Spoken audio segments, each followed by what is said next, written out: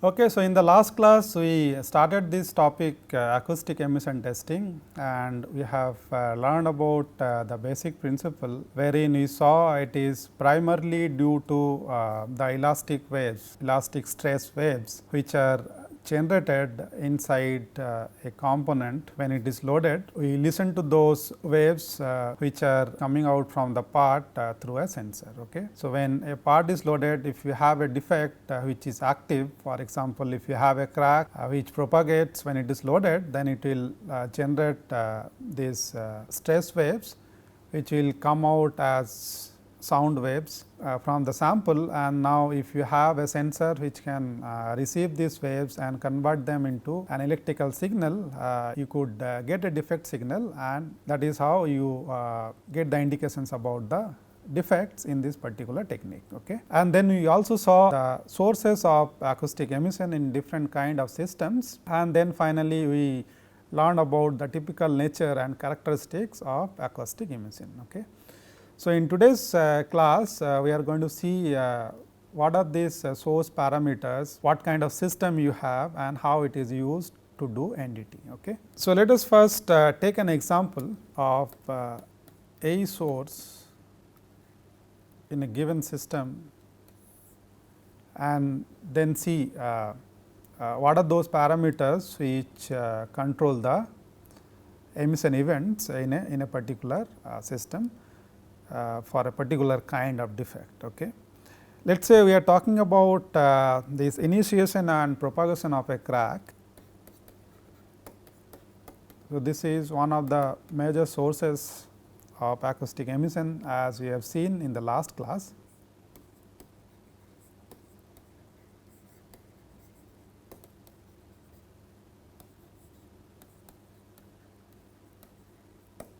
And let us say we are talking about mode 1 type of loading, in which case you may know that if this is the crack, the loading direction is perpendicular, okay, like this. So, in this case the relationship between the crack size and the acoustic emission will be given by an equation like this.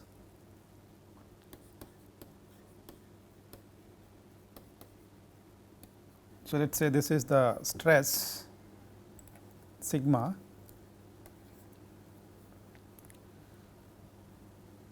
so the relationship between the stress and crack size, let us say crack radius is A,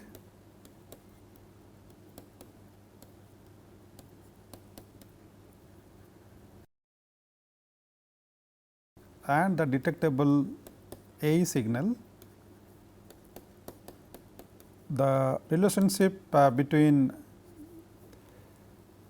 these three parameters will be given by this equation.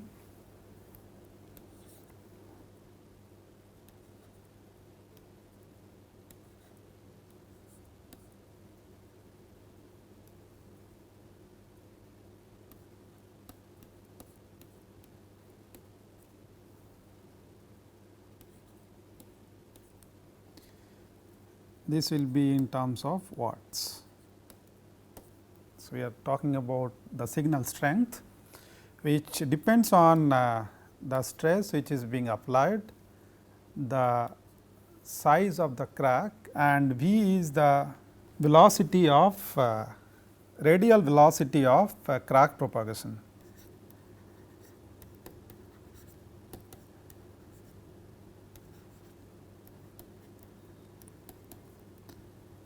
So, if you remember, I had said before that the crack has to propagate in order to generate acoustic emission events. So, this is the V is the radial velocity of crack propagation, and on the right hand side you have two parameters. One is H, which is the distance between the source and the receiver,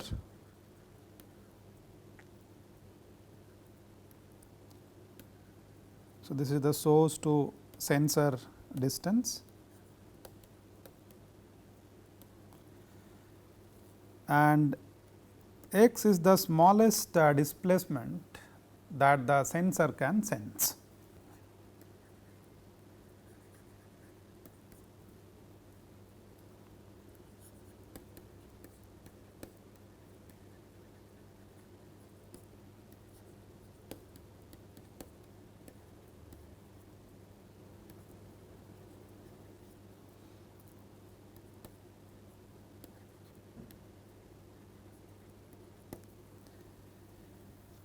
Okay, so, these are the different parameters which control acoustic emission from crack propagation.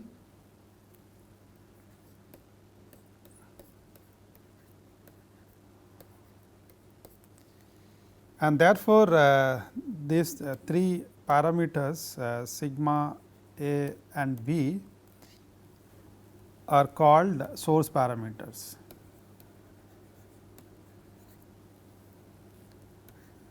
For an acoustic emission event coming out due to initiation and propagation of cracks.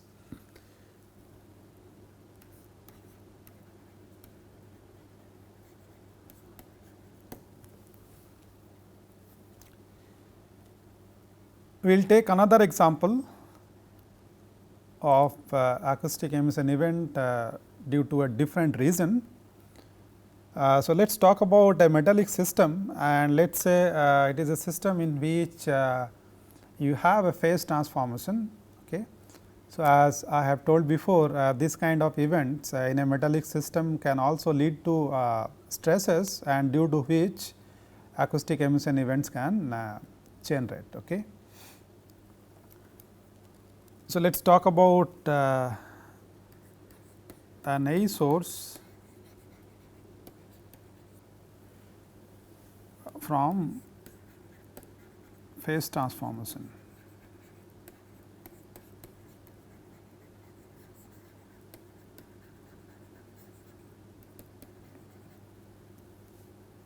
You might have heard of martensite in steels.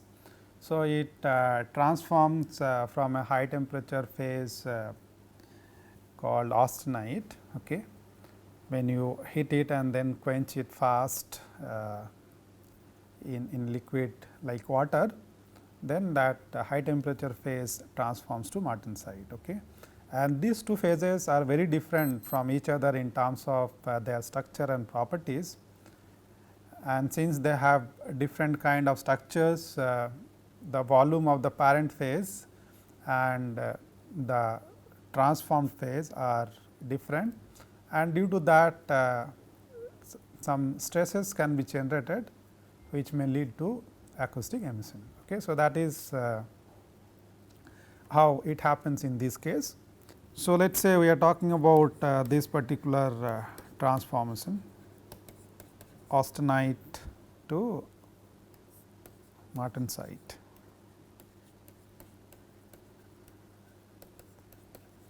So, as I said, this will be accompanied by a volume change also.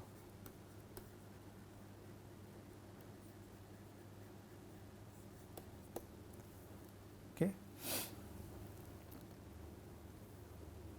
So, the stress due to this volume change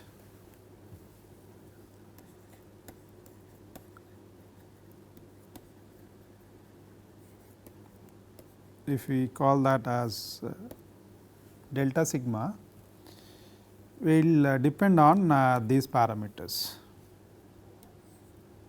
Let me first write it and then I will explain these parameters.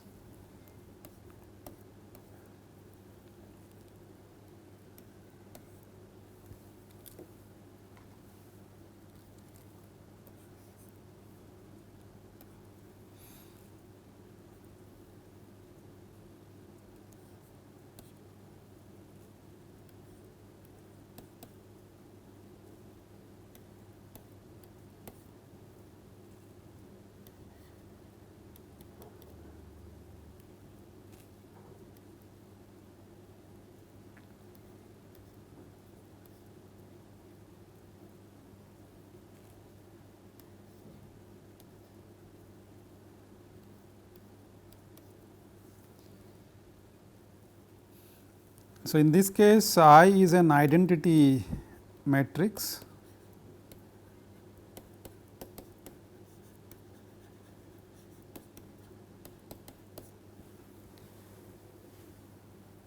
for example, it could be an n by n square matrix.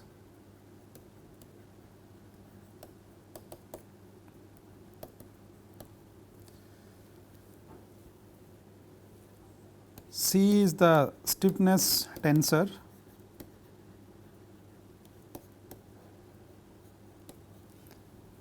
of the parent phase,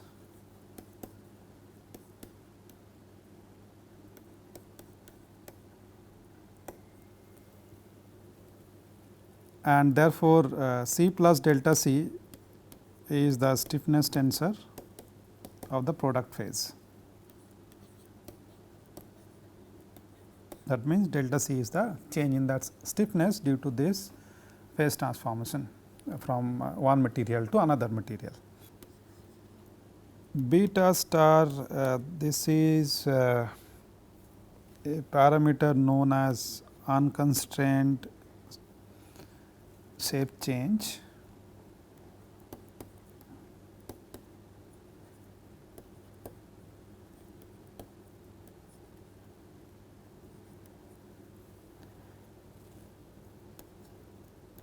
And this is the stress beta naught, which could be a pre-existing stress or could be residual strain. Okay.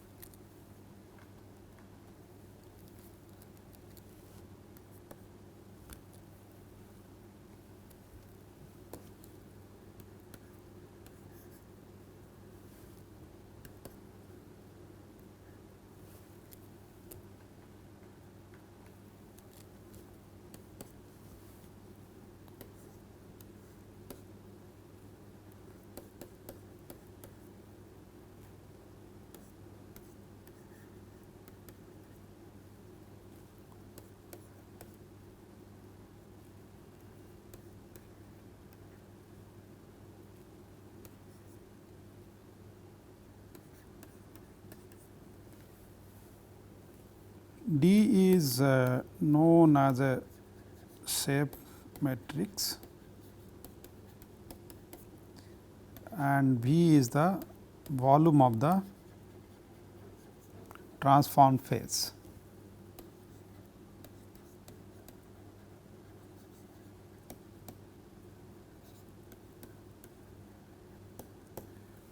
Okay, so these are the different parameters which control the acoustic emission from an event like phase transformation. Let us simplify a bit, so that we can get a direct correlation between the stress which is developed due to it and the parameters related to the phase transformation. So, if you say that the change in the stiffness delta C is much lower than C and there is no residual strain, that means beta naught is 0,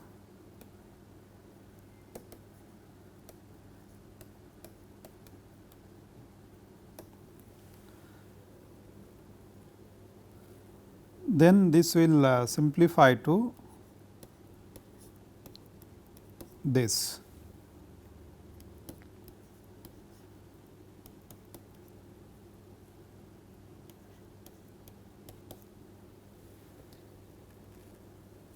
Okay. So, here you can see the change in the stress, which is directly related to the intensity of the acoustic emissions, which will come out due to this phase transformation event. This is directly proportional to the shape change, which is this. So, it depends on the shape change, because that is what is going to introduce the stress when it will try and accommodate this change. Okay. And it also depends on the volume of the transform phase.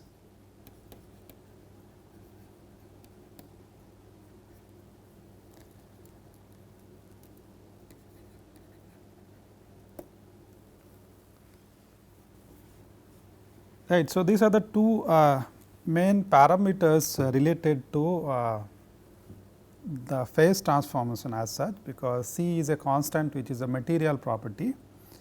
As far as the phase transformation event is concerned, these are the two things which will come due to that transformation. One is the shape change, because it is going from one material to another material, and other is the volume change for the same reason. Okay.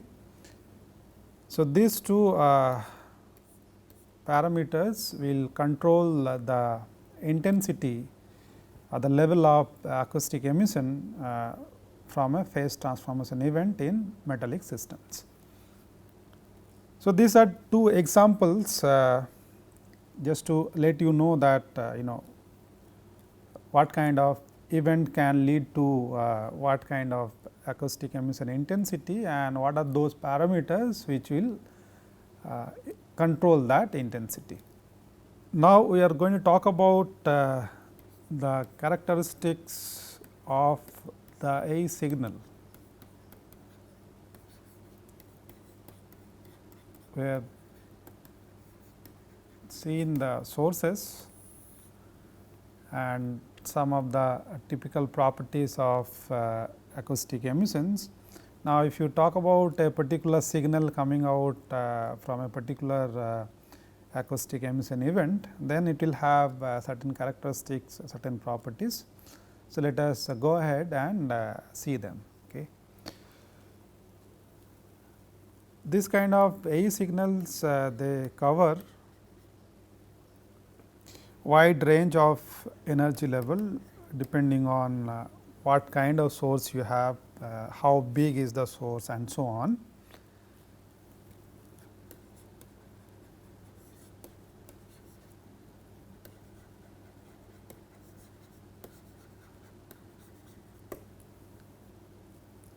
And frequencies. So, it could have different frequencies also, because these are coming out like sound waves. So, they will have different frequencies depending on the source. And there are two basic types.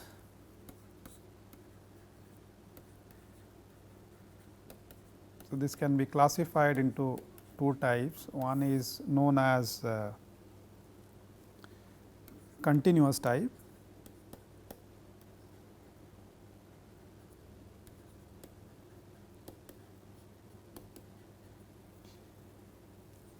so these are the signals which are sustained signal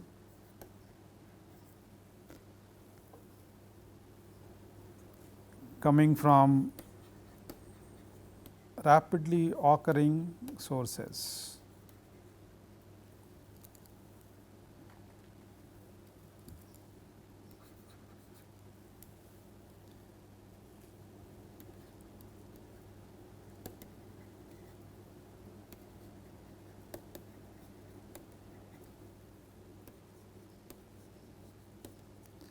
And second type is burst type. So, in this case you will see in the continuous emission waves, suddenly you will see some bursts like this. So, burst type is signal bursts in a field of continuous emission. And this kind of signal come from individual emission events.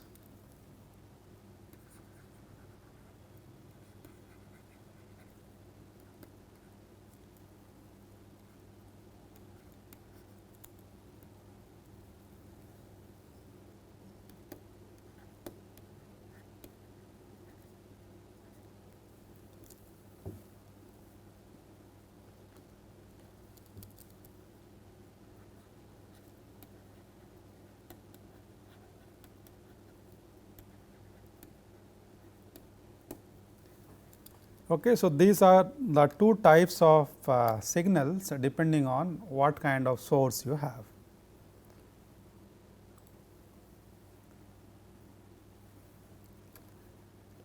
So, the other properties of these emissions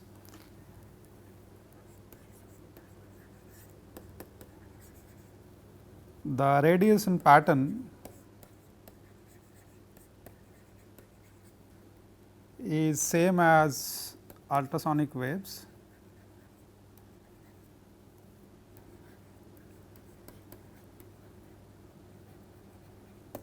which we have talked about before.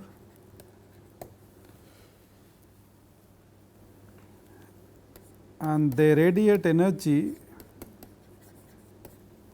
in all direction.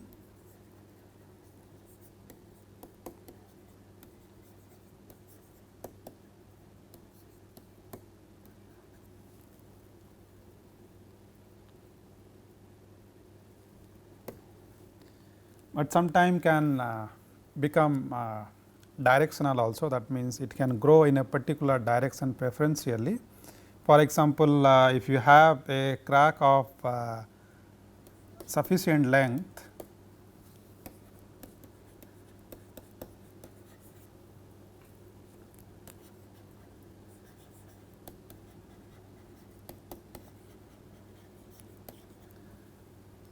it can become directional.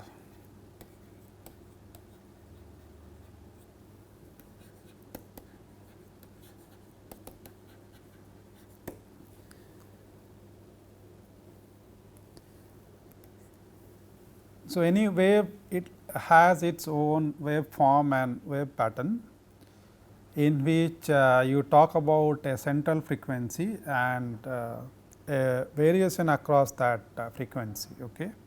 So, you can either say it is a broad band or it is a narrow band wave, okay, depending on whether that variation about the central frequency is larger or smaller. Okay.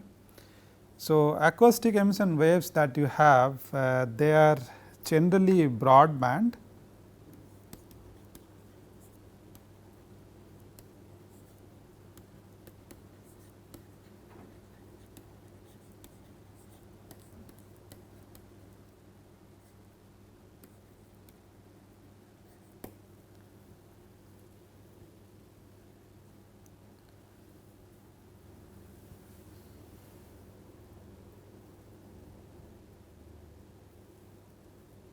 and the received frequencies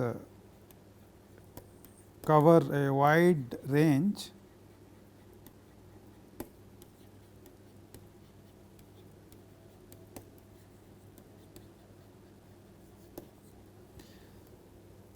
from audible to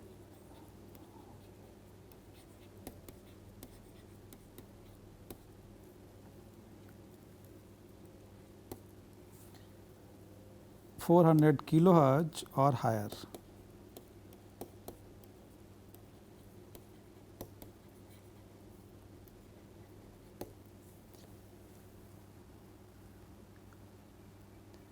Okay, so, this was about the signal properties or the characteristics of the signal coming out from acoustic emission events. Okay.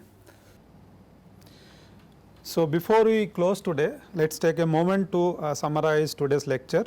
In today's lecture, we saw these two sources as an example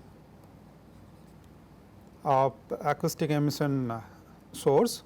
One was from a crack which is propagating,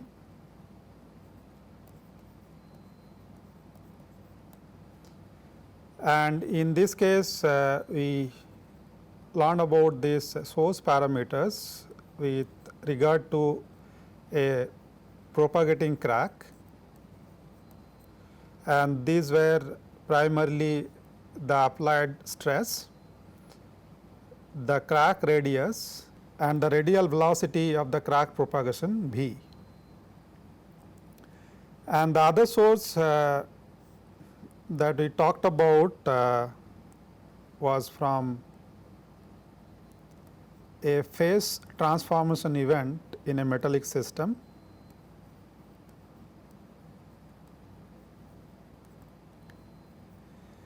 And in this case we talked about this phase transformation from austenite to martensite.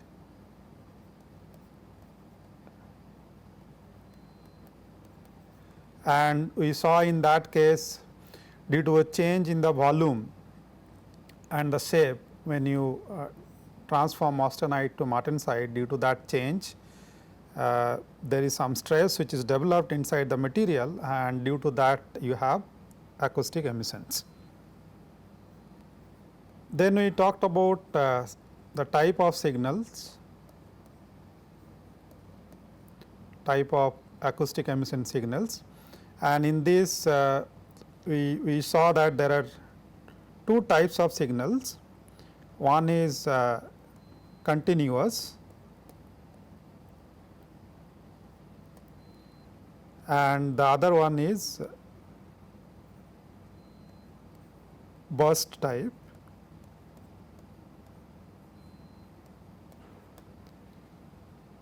So, these are the two types of acoustic emission signal that generally come out from samples which are being loaded and in which you have active defects. Then we also talked about the signal characteristics,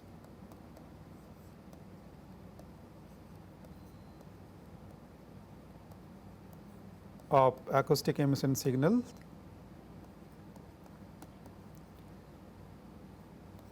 and there we saw what is the typical nature or typical character of an acoustic emission signal, which is coming out from a sample due to some dynamic events like crack propagation and all those sources that we talked about before. And with that we come to the end of this class today.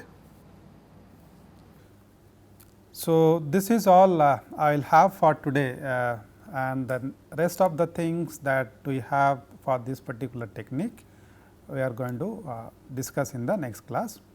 So, for today I will stop here. Thank you for your attention.